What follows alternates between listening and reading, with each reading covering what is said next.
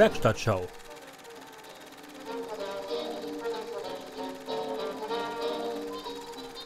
Here in the museum we build aeroplanes, restore cars and motorbikes, file, weld, hammer and tap, wonder, weld and plane some more. And they say that where you break an egg, chips fall. And that's what we're going to see here.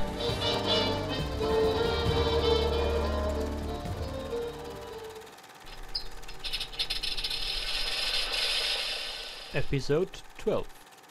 This time, making of fuel tanks.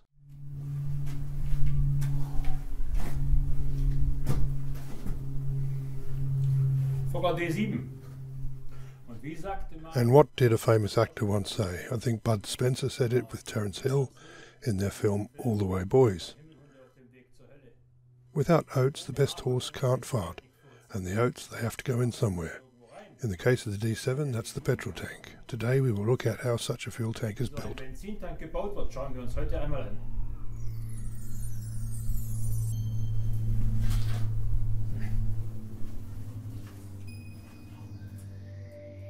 Today we are talking about tank construction. Fuel tanks, to be precise. We know from Fokker that he built his fuel tanks from sheet copper. However, at the time, the Inspectorate of German Army Air Service demanded that the fuel tanks be made of brass. For this reason, we also manufacture our fuel tanks from brass.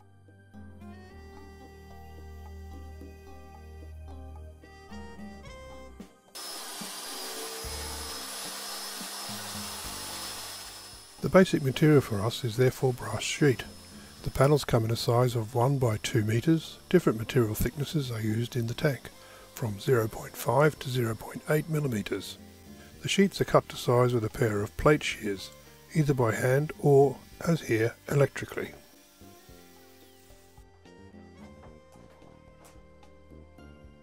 Today we show you the construction of the fuel tank for the Fokker D.VII. This is the first version. This aircraft has a 3-part tank with the main tank, an auxiliary tank and an oil tank. This requires 3 filler necks of different lengths. I cut these to size first.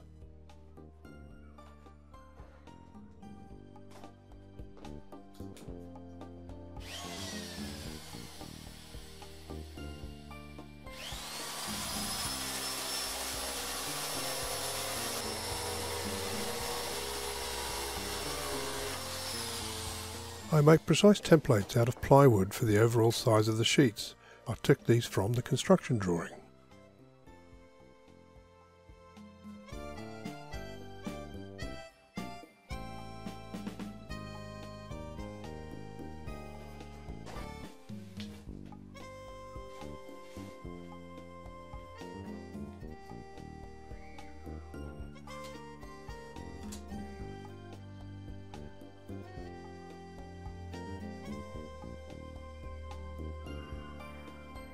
After each cut, the sheet metal is deburred. Injuries caused by brass are disgusting.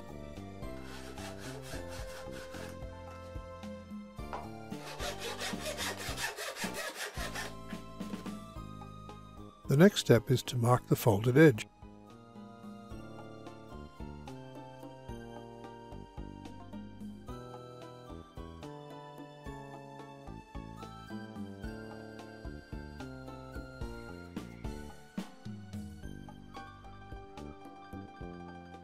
The filler neck is beveled along this line, once around to the left, once around to the right.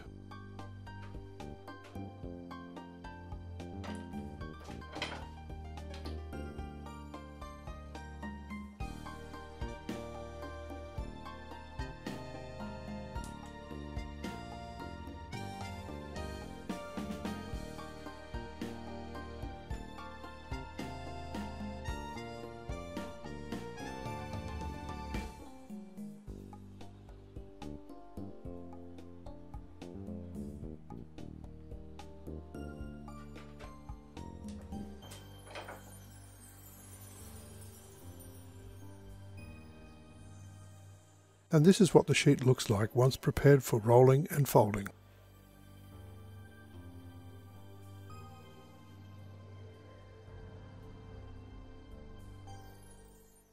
It can now be pre-rolled on the rolling machine.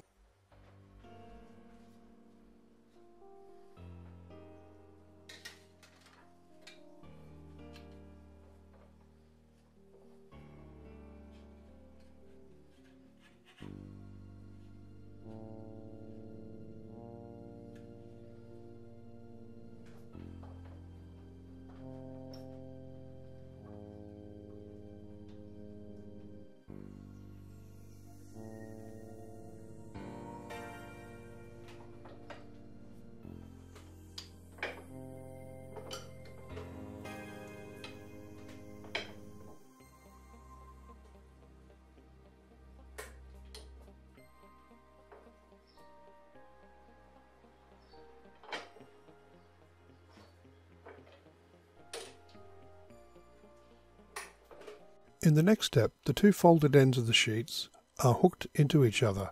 The first step of the folding process is created by closing the open edge.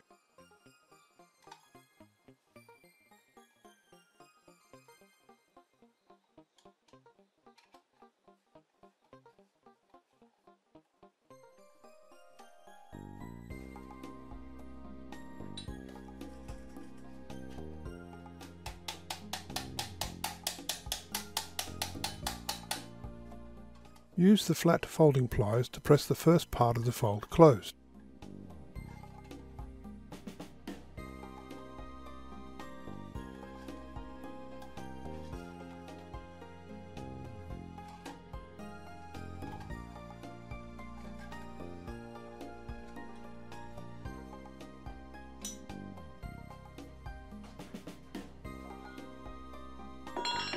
The rebate is then folded over on the so-called blocking hook with the wooden hammer.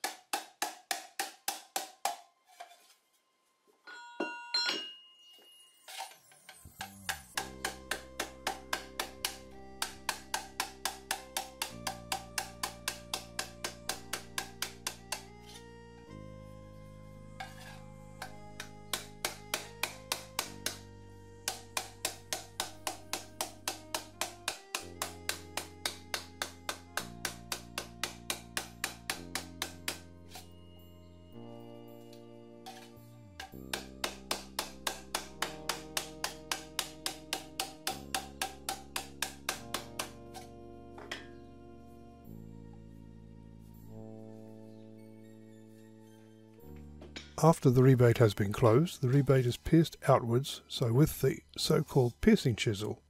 This makes the filler neck nice and round on the inside, so that the threaded insert for the cap can be inserted exactly and soldered into place.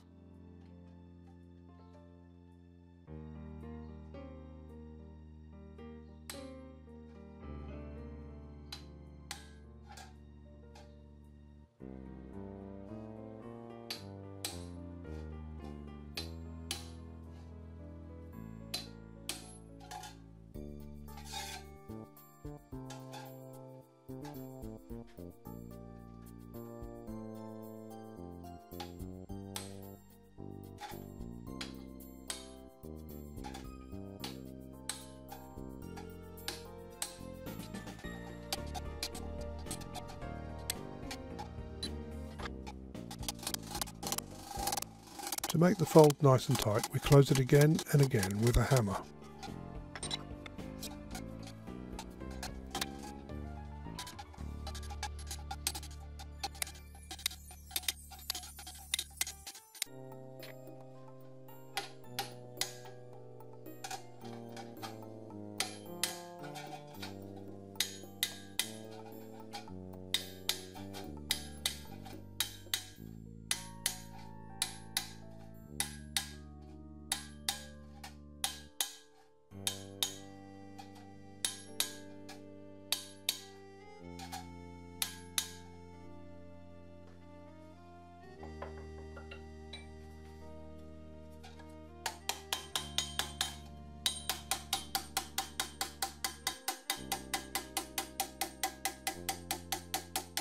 And this is what the roughly outwardly prepared rebate looks like. Afterwards, a round steel bar is used for fine finishing. This round steel has exactly the diameter that the filler neck should have on its inside. This ensures once again that the threaded insert for the lid will fit perfectly afterwards.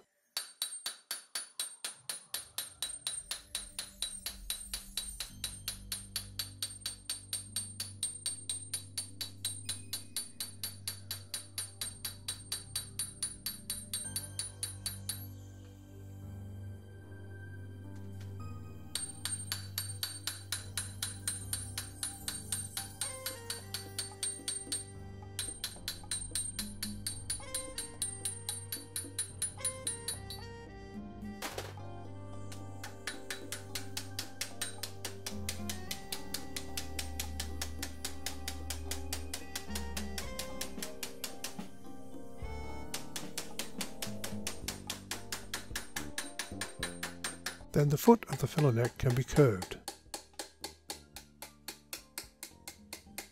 This curved flange is necessary so that the filler neck can later be attached to the outside of the fuel shell.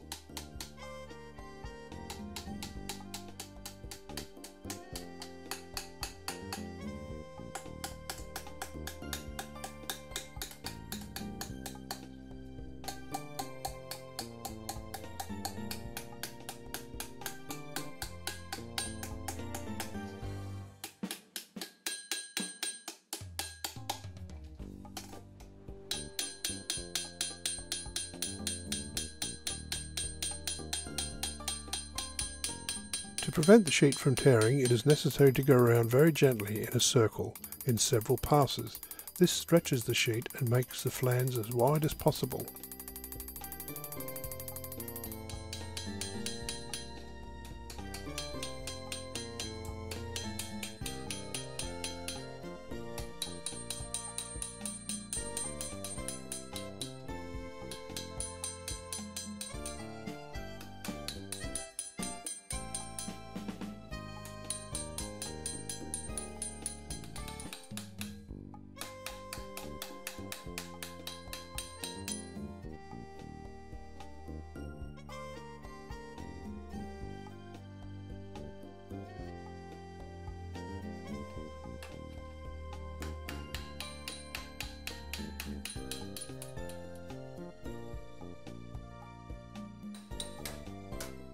Because we here at the Museum of Aircraft Construction and Technical History want to give others the opportunity to work with us, we naturally also let them do this kind of work.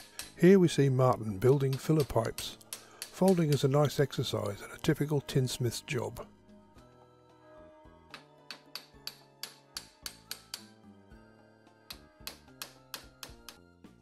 If everything has been done properly, the threaded inserts for the fuel cap should fit perfectly into the nozzles. They are then soldered into place.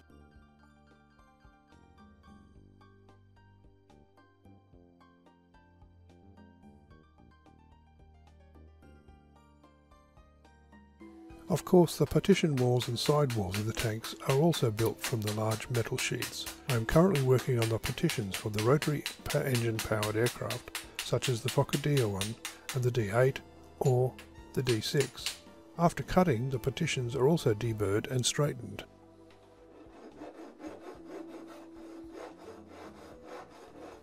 All these sheet metal works have one thing in common, in that special attention must be paid to dimensional accuracy. If these components are not made exactly according to the dimensions in the drawing, they cannot be joined together later.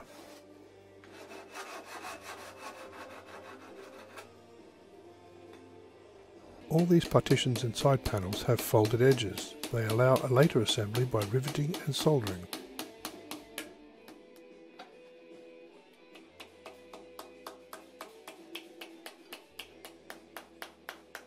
Flanging is done around 2 milled aluminium sheets. The sheet must be shrunk here because of the tight radii of the edges. This is done by pushing the resulting raised areas into themselves through the hammer blows.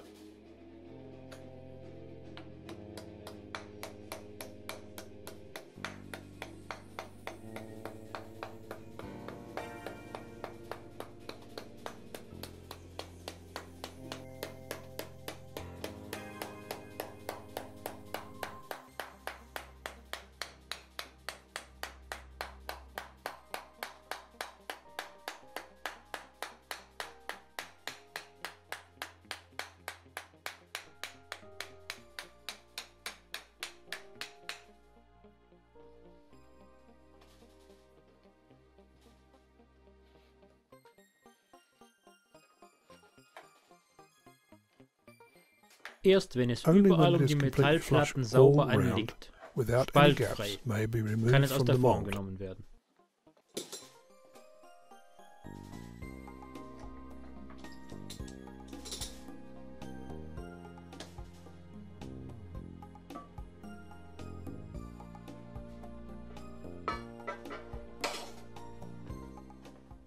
It is important that the flange is really at 90-degree angle to the sheet metal.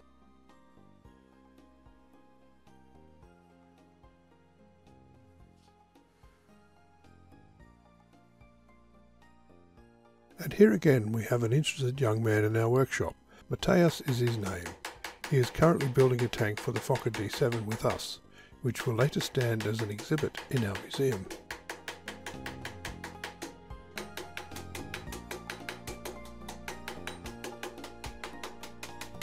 Not only are there partitions and sidewalls in such a tank, but there is also a baffle plate inside, which is supposed to dampen the sloshing back and forth of petrol. The tank shell is prepared on the rolling machine. Like the filler necks, the tank shell is also closed by means of a fold. This is done on a small jig. After the tank shell is closed, the baffle is inserted and checked to fit. Fits! After closing the tank shell and the first fit check, the first additional parts can be riveted on. Here we see the mounting flange for the fuel gauge.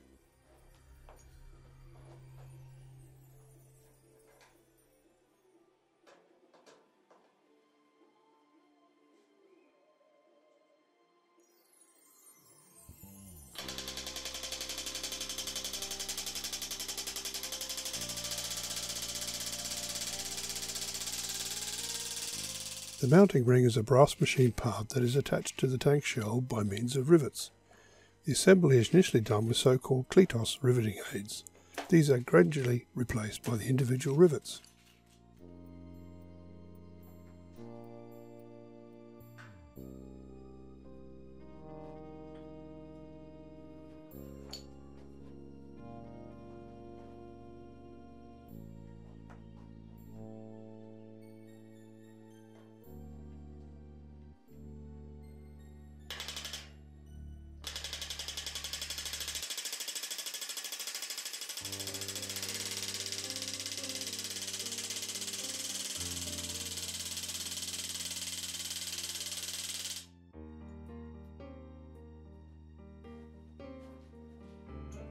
The centre of the flanged edges of the partition walls and the baffle were marked with a line.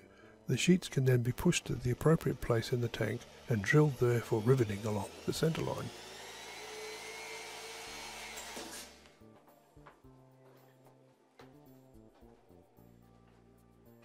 Again, they are fixed in position by kletos. The kletos are small tools that reach through the holes and clamp both sheets tightly together.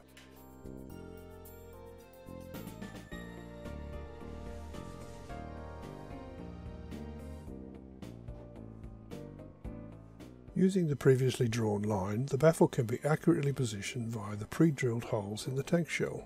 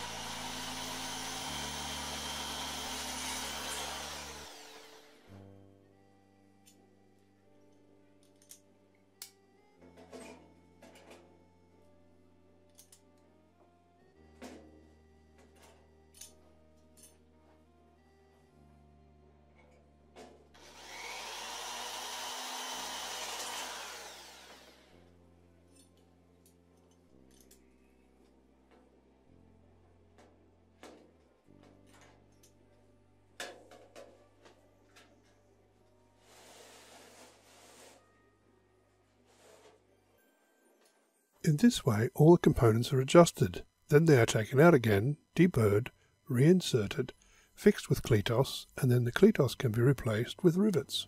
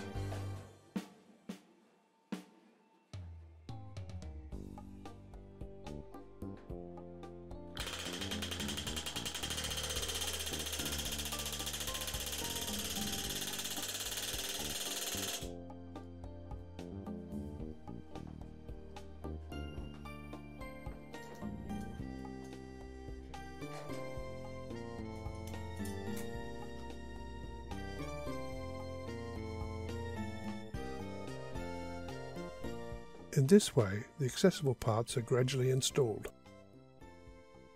This, of course, also refers to the drains, which must still be accessible from the inside, as they also have to be riveted and soldered. Soldering is soft with tin and flux. The flux, of course, must be removed. The best way to do this is with a clean cloth and some acetone.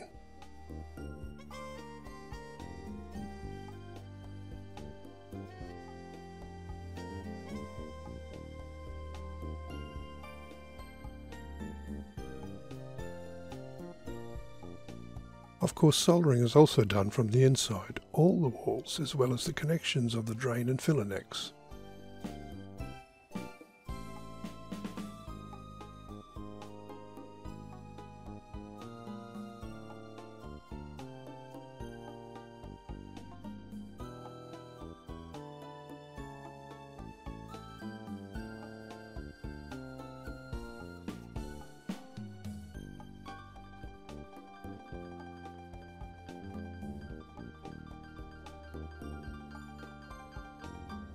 And this is how the whole thing looks from the inside. The filler necks are attached on the outside.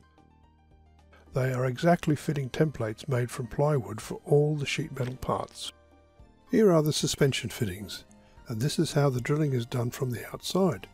Always the same game: drilling, cletos, dismantling, deburring, mounting, replacing cletos with rivets, then soldering so everything is nice and tight.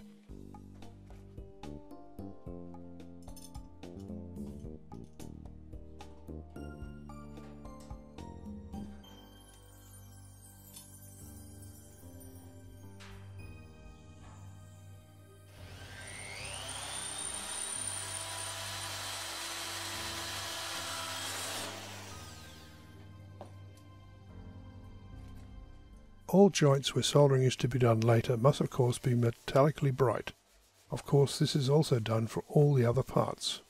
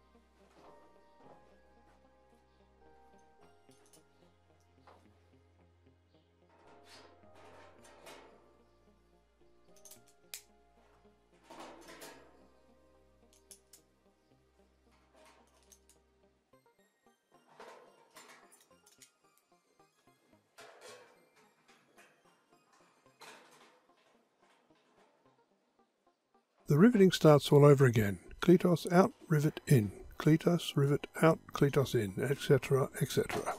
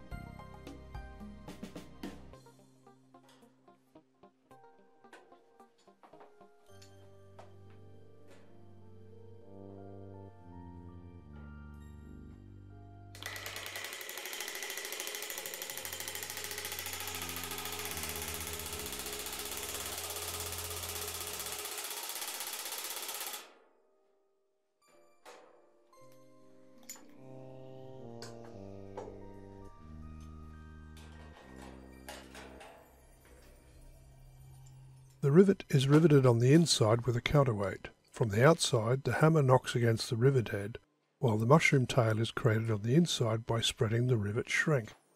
Both heads press the sheet metal tightly together.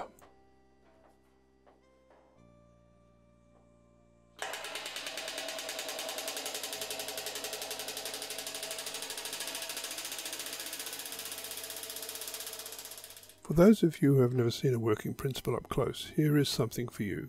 Clicos did not exist back then, but you can just as well use small screws. Riveting is done with a hammer, manually, or with compressed air.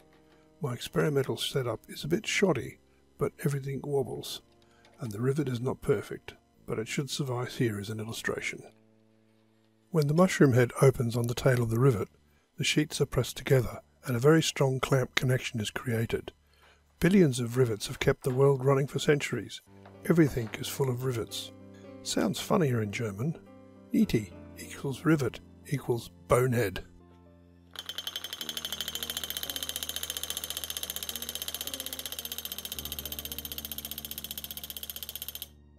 All solder joints in these tanks are soft soldered, as already mentioned. For this, a little soldering acid is first applied to the area to be connected. Then the iron is heated and the tin is added.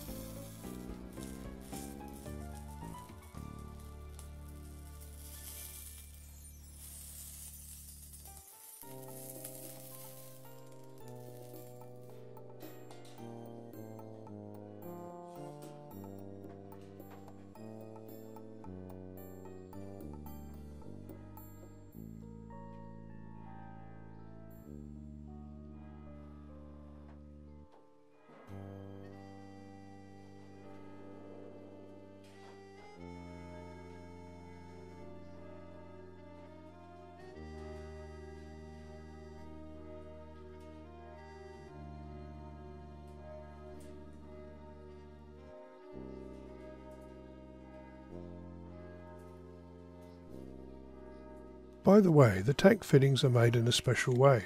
Here again you can see how Fokker was anxious to save weight, although specifications were against it. The building regulations stated that petrol tanks had to be suspended in bands.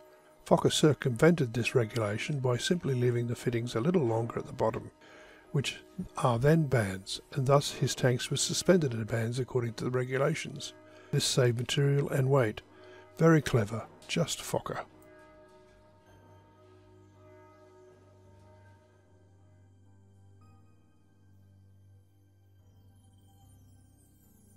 Before the tank can be closed, the filler necks still have to be fitted, again by riveting and soldering. The connections you see here are the compressed air connections. The Fokker D.VII used a pressurized tank.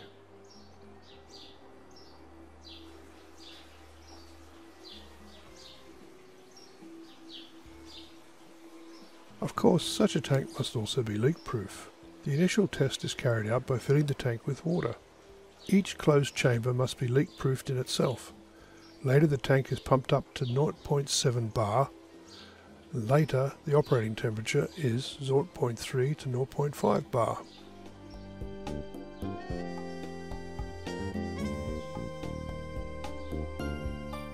If the tank appears to be tight, that is a good sign that there are no leaks. I usually leave the tank filled for at least 24 hours. If it is still full the next day, we have nothing more to fear.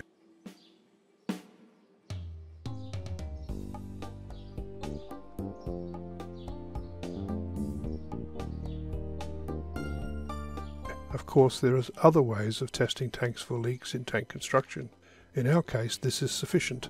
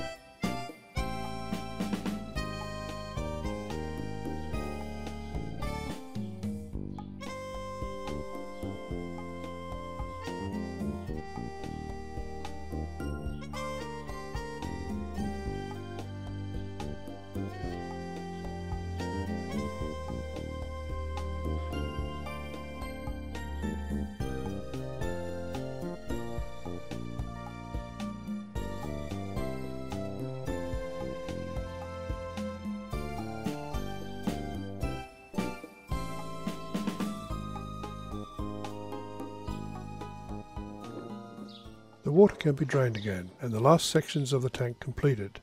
Then the side wall is added and the tank is basically finished.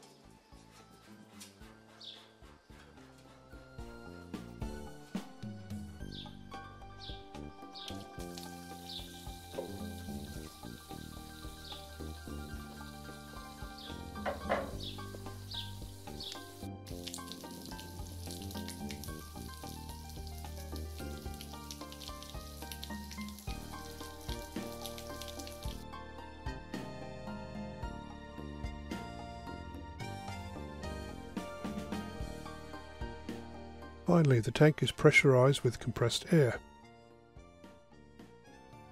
And already we have a beautiful tank, another part finished. Oh, that makes me happy. And that brings us to the end of today's episode of the workshop show of the Museum of Aircraft Construction and Technical History in Vossenbeuren. We look forward to seeing you again next time.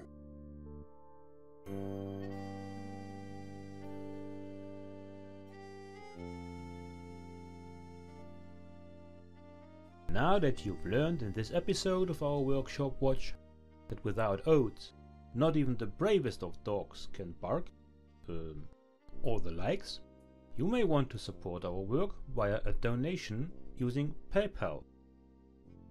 This might help to keep us going. Thank you for your contribution. Und das war sie auch schon wieder, die Werkstattschau des Museums für Flugzeugbau und technische Geschichte in Vossenbeuren. Besuchen Sie uns doch mal. Jeden ersten Samstag im Monat von 9 bis 18 Uhr geöffnet. Museum für Flugzeugbau und technische Geschichte in Vossenbeuren. Wir freuen uns auf Ihren Besuch.